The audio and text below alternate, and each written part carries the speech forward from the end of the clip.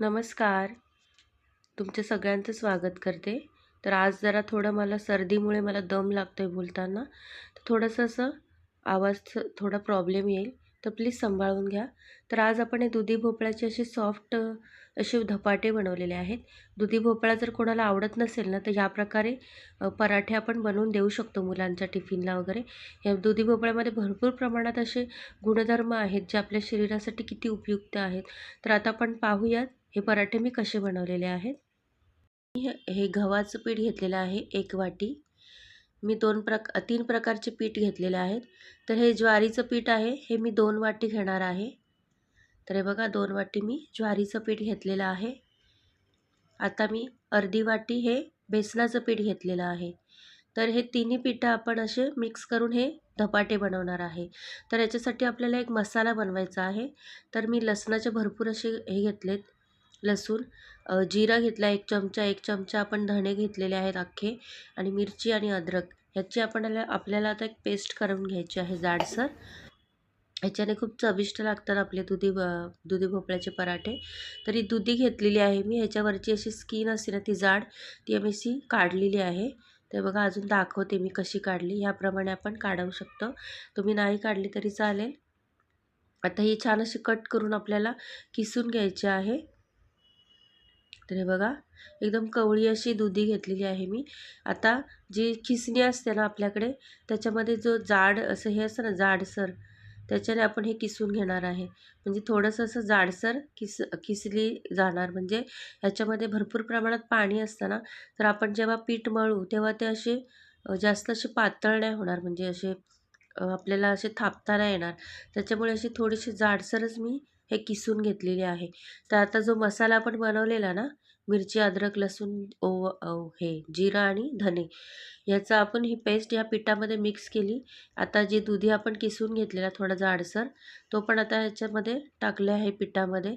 आता चवीनुसार आपण मीठ टाकून घेणार आहे आणि लगेच आपल्याला ही कोथिंबीर अशी भरपूर कोथिंबीर घेतलेली आहे मी. कोथिंबीर पण घ्यायची म्हणजे भरपूर अशी चव येते, टेस्ट येते आणि अर्धा चमचा मी हळद वापरलेली आहे. आता आपल्याला हे तिन्ही हे जे पदार्थ आहे मळून घ्यायचं आहे. थोडंसं हिंग घेतलेलं आहे आणि हा ओवा आहे. थोडंसं हातावर चोळून घ्यायचा आणि हे तीळ घेतलेले आहेत. आता थंडी पण आहे ना, त्याच्यामुळे ओवा आणि तीळ हे जरूर वापरा तुम्ही या धपाट्यांमध्ये. खूप छान चव येईल. तर आता हे सगळं आपल्याला एकजीव असं मिक्स करायचं आहे. याच्यामध्ये जास्त पाणी नाही वापरलं मी, कारण ऑलरेडी दुधीमध्ये भरपूर पाणी असल्यामुळे दुधीला पण स्वतःच्या अंगचं पाणी सुटतं. तर हे बघा थोडंसं असं हाताने असं पाणी थोडं शिंपडून घेतलेलं आहे मी. जास्त पाणी नाही टाकायचं. तर हे पहा आपण आता छान असं मळून घेत आहोत. हे बघा दुधी असं पिळून मळलं ना, की म्हणजे दुधीचं जे पाणी असतं त्याच्यामध्येच हे पीठ मिक्स होऊन जातं. तर बघा आपण छान असं मळून घेतलेलं आहे. आता 1 चमचा मी तूप घेतलेलं आहे आणि ते असं चोळून घ्यायचं आहे पिठाला. म्हणजे आपलं जे पीठ आहे ते छान असं मुरेल. तूप पण त्याच्यामध्ये छान मुरेल आणि छान पौष्टिक असे पराठे बनतील आपले. तर आता एका कपडा असा ओला करून घ्यायचा. त्याच्यावर पाणी शिंपडायचं पुन्हा एकदा आणि एक गोळा घेऊन आपल्याला हे आता पराठे किंवा धपाटे आपण असे थापून घेणार आहे. हे लाटून नाही केलेत मी, तर हातानेच असे थापून बनवलेले आहेत. ते बघा याप्रमाणे मी असे थापून घेत आहे. दुधी ज्यांना आवडत नाही ना, त्यांनी हा प्रकारे जर पराठे किंवा धपाटे बनवले ना, तर नक्कीच तुम्हाला आवडतील. खूप छान लागतात हे. ह्याच्यामध्ये समजत नाही की दुधी टाकलेला आहे.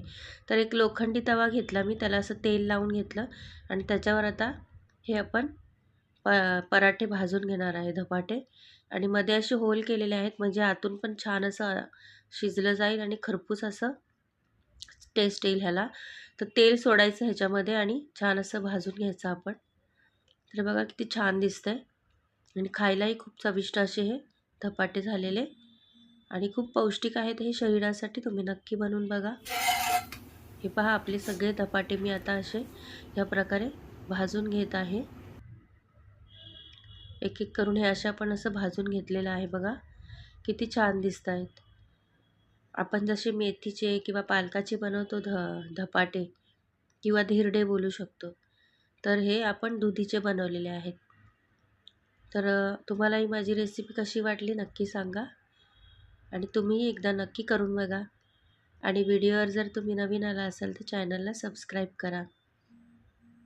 आणि हे धपाटे किंवा पराठे दुधीचे तुम्हाला कसे वाटले हे नक्की मला कमेंटद्वारे कळवा.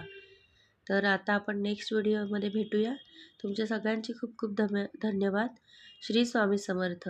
माझा थोडा आवाज बसलेला आहे त्याच्यामुळे थोडं बोलायला प्रॉब्लेम होत आहे मला, तर थोडं समजून घ्या.